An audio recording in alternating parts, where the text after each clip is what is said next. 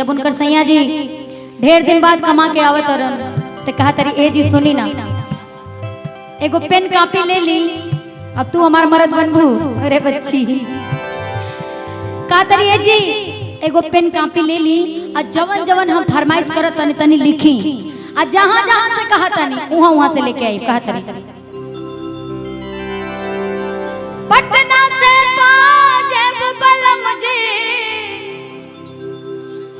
के पटना से पाजेब बलम जी तनी से ध्यान जाने तो हम फेंका जाए मिले चाहिए हमरा के भरपूर आ तीनों कोडला के पटना से पाजेब बलम जी अरे आरा से उठ लाली त मंगाई दी छपरा से चुनरिया छीट वाली।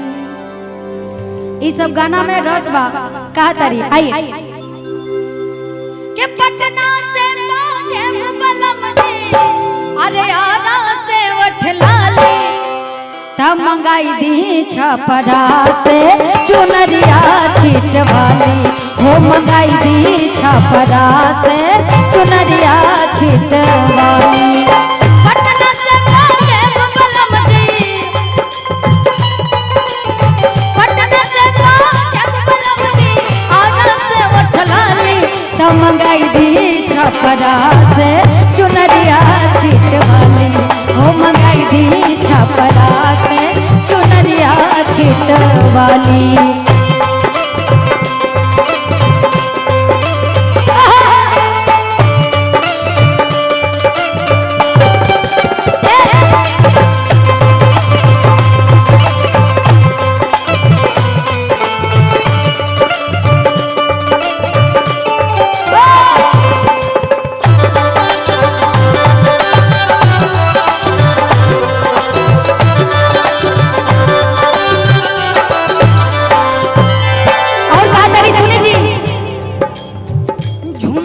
तलैया से झोंपदार झुमका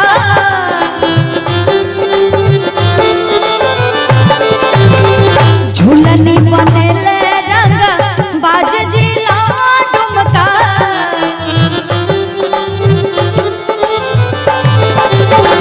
झुमरी तलैया से झुमरी तलैया से झोंपदार झुमका झूलनी बनेले बाज जिला डुमका बीकानेर बिंदिया चमचा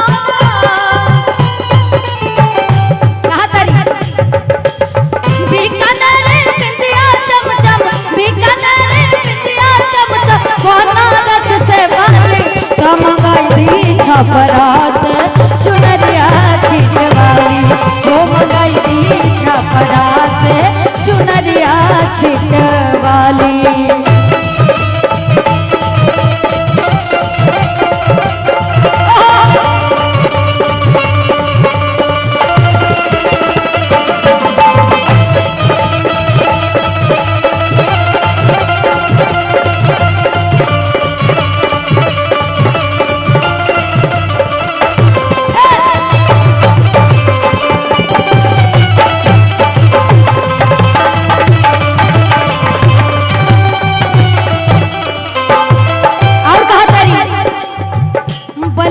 बिछिया को रगपुर से गोड़ारा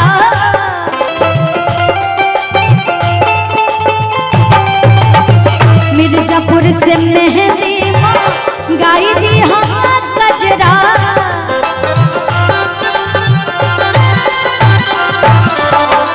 बलिया से बिछिया को रगपुर से गोड़ारा मिर्जापुर से मेहंदी गाई दी हाथ गजरा। अब आ गई हमारे शहर की बात क्या लखनऊ से लहंगा महंगा लखनऊ से लहंगा महंगा लखनऊ से लहंगा महंगा चोलिया लागल जाली।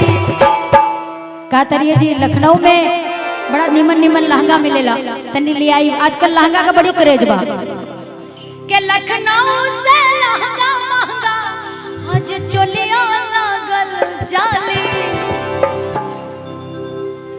मतलब का इरादा भाई, इसी को लेकर सिलवाने का? ठीक है, हमको दूसरा चुन्नी दे दीजिएगा, सिलवा लीजिएगा। अच्छा लगेगा वैसे आप पर।